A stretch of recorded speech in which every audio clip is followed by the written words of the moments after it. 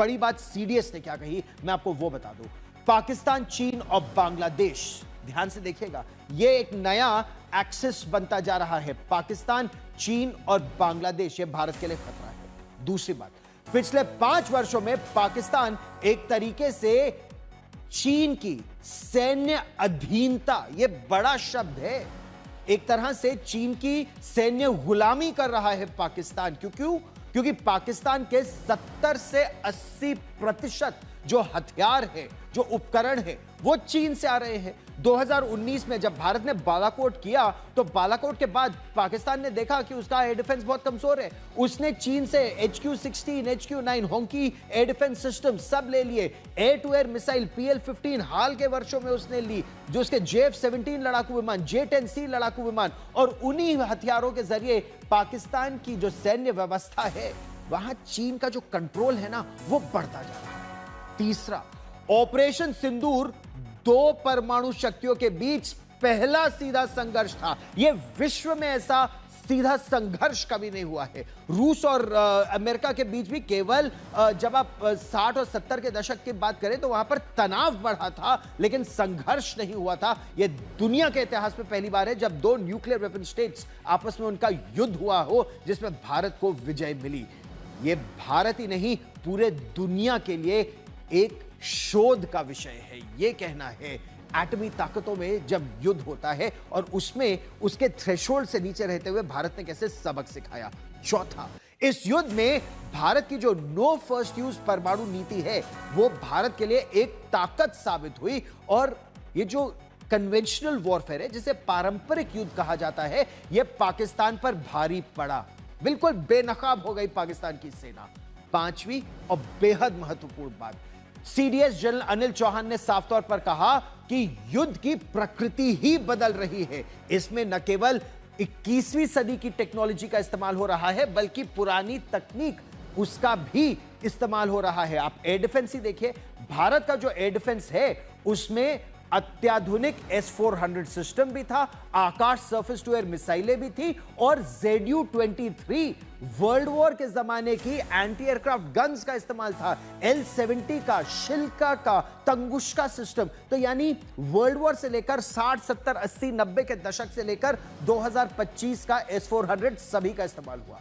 यही नहीं, 24 घंटे 365 दिन cyber attack, drone attack, hypersonic missiles और लंबी दूरी तक मार करने वाली मिसाइल, यह नई पीढ़ी के लिए खतरा है। और नई पीढ़ी की सेना को इससे निपटने के लिए निरंतर तैयार होना होगा, यह साफ तौर पर सीडीएस ने कहा। और यह बहुत महत्वपूर्ण बातें हैं, इस पर आप गौर कीजिएगा। भारत हर मोर्चे पर सफल रहा है। इंफॉर्मेशन वॉरफेयर पर हम एक और बार चर्चा अलग से जरूर करेंगे, लेकिन चीन और पाकिस्तान के साथ ही बांग्लादेश की चुनौती को देखते हुए भारत ने अपनी सैन्य ताकत को बढ़ाना जारी रखा है। भारत की जो समुद्री ताकत है वो अब और घातक होती जा रही है। भारतीय नौसेना ने अपने सबसे नए स्वदेशी हथियार लंबी दूरी तक एंटी सबमरीन रॉकेट का सफल परीक्षण किया है। INS कावरत्ती से हुए इस परीक्षण ने साफ कर दिया है कि भारत अब पानी के नीचे छिपे दुश्मन की पनडुब्बी को भी बहुत सटीकता से तबाह करने में पूरी तरह से सक्षम है। बीते कई महीनों में भारत ने हाइपरसोनिक मिसाइल से लेकर इंटरकॉन्टिनेंटल बैलिस्टिक मिसाइल और एंटी सैटेलाइट मिसाइल्स का सफल परीक्षण किया है और इस परीक्षण को और रफ्तार दी है। प्रश्न ये उठता है, क्या भारत युद्ध की तैयारी कर रहा है? और अगर हां, तो यह युद्ध किसके साथ होगा, कब होगा और क्यों? नई दिल्ली में आयोजित एक कार्यक्रम में chief of defence staff general Anil Chauhan ने इस सवाल का जवाब बेहद साफ शब्दों में दिया। उन्होंने पाकिस्तान, चीन और बांग्लादेश के बीच ये जो नया गठजोड़ बन रहा है ना, और ये बात आप ध्यान रखिएगा, जब एक बार कट्टर इस्लामिक ताकतें, इस्लामिक आतंकवाद की ताकतें और कम्युनिज्म की ताकतें, ये दोनों एक साथ आ जाए ना, तो खतरा कई गुना बढ़ जाता है। ये जो गठजोड़ है, ये चेतावनी बड़ी है। साथ ही उन्होंने ये भी बताया कि अब जो जंग है वो केवल जमीन पर या आसमान में नहीं, बल्कि जो अगली लड़ाई होगी, और ये आपके और मेरे लिए जानना बहुत जरूरी है, साइबर स्पेस में। साइबर स्पेस बहुत जरूरी है, उसकी सुरक्षा, आपके बैंकों की सुरक्षा, आपके अकाउंट्स की सुरक्षा, ड्रोन अटैक्स, इलेक्ट्रोमैग्नेटिक वॉरफेयर, यह भी होगा। साथ ही साथ खतरा सिर्फ पाकिस्तान और चीन से नहीं है, इसमें भारत के पूर्वी छोर से बांग्लादेश का एंगल, जब से वहां कट्टर इस्लामिक ताकतें मजबूत हो गई हैं, वो एक नया खतरा जुड़ गया है। वहीं तुर्की और अजरबैजान जैसे देशों की हरकतों पर भी नजर रखना बेहद जरूरी है। तुर्की के रक्षा मंत्री और विदेश मंत्री एक साथ जब पाकिस्तान पहुंचते हैं, यानी तुर्की अब और नए हथियार पाकिस्तान को देगा। ऑपरेशन सिंदूर के बाद यह पहला दौरा है। सवाल कई खड़े हो रहे हैं, भारत के सामने चुनौतियां भी कई हैं और रणनीति भारत की क्या है। देखिए, भारत सकपका नहीं रहा है। आप भारत की शक्ति पहचानिए। भारत ने न केवल पाकिस्तान को बल्कि चीन और तुर्की से मिले हथियारों को, सभी को एक साथ ऑपरेशन सिंदूर में परास्त किया। देखिए ये रिपोर्ट।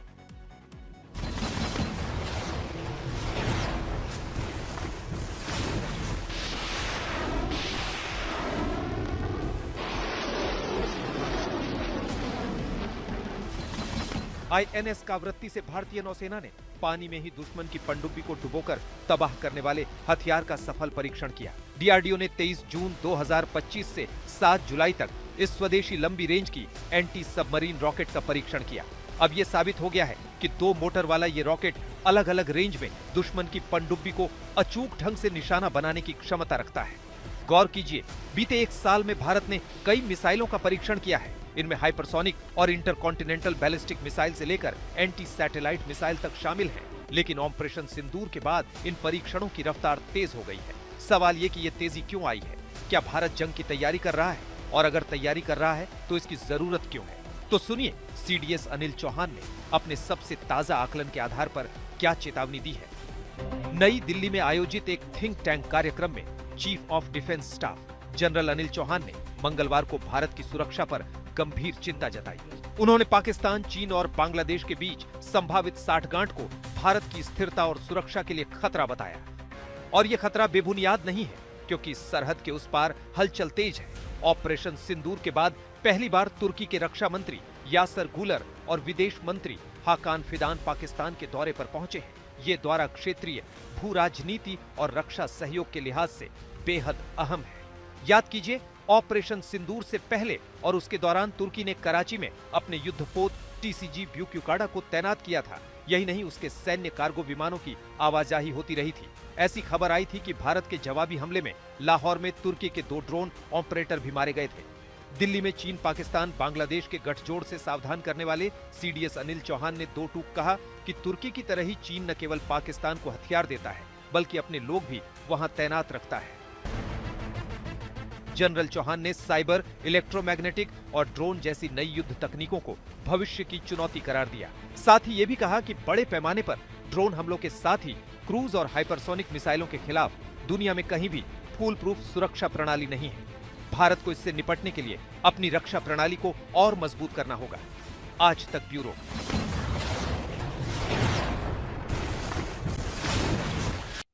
ज्यादातर विशेषज्ञ अब मानते हैं कि भारत को रक्षा पर अधिक खर्च करना चाहिए और मेड इन इंडिया पर खर्च करना चाहिए। और यह पैसा कभी बर्बाद नहीं जाता, न केवल देश की सुरक्षा के काम आता है, बल्कि देश की अर्थव्यवस्था को भी आगे बढ़ाता है मेड इन इंडिया हथियार। आखिर तुर्की के 2 मंत्री इस वक्त पाकिस्तान में क्यों हैं? तुर्की को भारत से परेशानी क्या है?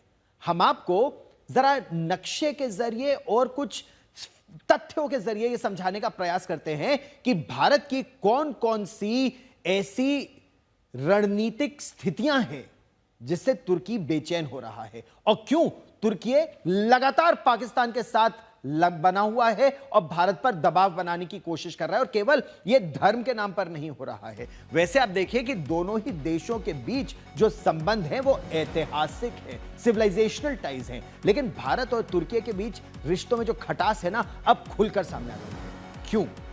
क्योंकि पाकिस्तान का समर्थन कर रहा है तुर्की और भारत आर्मीनिया के साथ अपना रक्षा सहयोग लगातार बढ़ा रहा है। भारत ने साल 2020 के बाद आर्मीनिया को, और आर्मीनिया एक छोटा सा देश है लेकिन महत्वपूर्ण, भारत ने हथियार उन्हें बेचना शुरू किया। इसमें आकाश, हमारा जो एयर डिफेंस मिसाइल सिस्टम है वो शामिल है, हमारा Pinaka multiple rocket launch system शामिल है, भारत की 155 मिलीमीटर तोपें इसमें शामिल है। आर्मीनिया का जो वर्षों पुराना दुश्मन है अजरबैजान, अजरबैजान तुर्की का करीबी साथी है। 2020 में आपको याद होगा, अब कई बार हमने रणभूमि में उसकी चर्चा भी की थी, नगोर्नो काराबाख में जो युद्ध हुआ था उसमें तुर्की ने अजरबैजान को सैन्य ड्रोन और अन्य हथियार बेचे थे। भारत का आर्मीनिया के साथ जो सैन्य शक्ति को बढ़ाना है अजरबैजान के लिए, यह एक सीधी रणनीतिक चुनौती बन गया है। फिर एक और आपको संबंध हम समझाते हैं, भारत, ग्रीस और साइप्रस, इन तीनों देशों की जो साझेदारी है और जो बढ़ता सैन्य संपर्क है, तुर्की इससे भी परेशान है। ग्रीस और साइप्रस, और आप इन देशों की लोकेशन मानचित्र पर इसको देखिए तो ये हम आपको समझाते हैं कि ग्रीस और साइप्रस दोनों पर ही तुर्की हावी होना चाहता है। ये दोनों अपनी सुरक्षा बहुत अच्छे तरीके से कर भी रहे हैं। भारत ने इन दोनों ही देशों के साथ न केवल रक्षा बल्कि कूटनीतिक संबंध और बढ़ाए हैं, क्योंकि अगर आप भारत को दबाने की कोशिश करेंगे ना, भारत दबेगा नहीं, भारत अपने ही तरीके से आपको अपनी स्थिति में पहुंचा देगा। भारतीय विश्लेषकों का आकलन यह है कि भारत ग्रीस को ब्रह्मोस सुपरसोनिक क्रूज मिसाइल बेच सकता है, और ब्रह्मोस का तोड़ ना पाकिस्तान के पास है ना पाकिस्तान के किसी बाप के पास है, यह बात साफ है। तुर्की की मीडिया में अब यह बात खुलकर सामने आ गई है कि भारत ने अगर ग्रीस को यह सुपरसोनिक क्रूज मिसाइल ब्रह्मोस दी तो अंकारा के लिए बहुत बड़ा खतरा हो जाएगा। आप ये सोचिए कि तुर्की हथियार बेचता रहे पाकिस्तान को और अपने ड्रोन ऑपरेटर्स दे दे जब भारत के साथ ऑपरेशन सिंदूर हो रहा है, और भारत के लोग तुर्की में जाकर छुट्टी मनाएं और तुर्की को अमीर बनाएं। आप ये सोचिए, जब वहां पर अर्थक्वेक आया था, जब वहां भूकंप आया था, तो भारत ने खुलकर उनकी मदद की थी, क्योंकि भारत सबकी मदद करता है। लेकिन कितने ही ऐसे देश हैं, तुर्की हो, पाकिस्तान हो, अजरबैजान हो, ऐसे देश, चीन समेत, जो भारत की पीठ में बार बार खंजर भोंकते हैं। अब भारत कह रहा है अब और नहीं। भारत की नजर जहां पाकिस्तान के मददगारों की घेराबंदी पर है, वहीं भारत लगातार अपनी शक्ति भी बढ़ा रहा है। ऑपरेशन सिंदूर के बाद भारत लगातार हथियारों का और नए हथियारों का, उम्दा हथियारों का स्वदेश में निर्माण और परीक्षण कर रहा है। इस बीच रक्षा मंत्री ने एक और बात कही, मेड इन इंडिया वेपन्स की हम बल देंगे।